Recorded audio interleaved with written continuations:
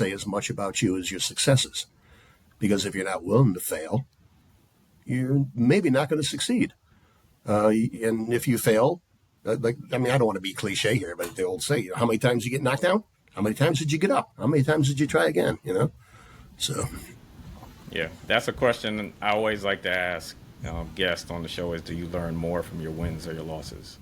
Yeah.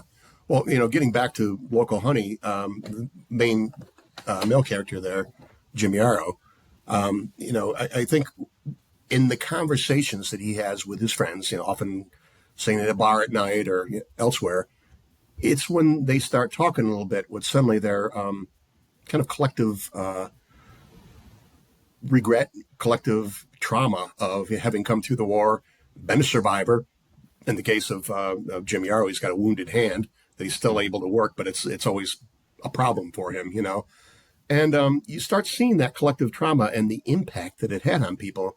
And when I sent my book to my editor, she read back and she goes, this is on one level a romance, but it's just as much a story of, she said PTSD did not exist as a term back then in the 50s.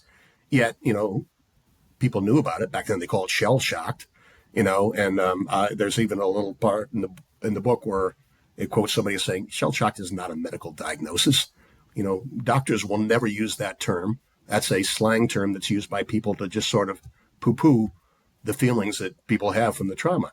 And when you have so many people together who went through that trauma together, they're going to talk and exchange stories, and you're going to realize that there's a certain sadness in there that maybe doesn't come out all the time.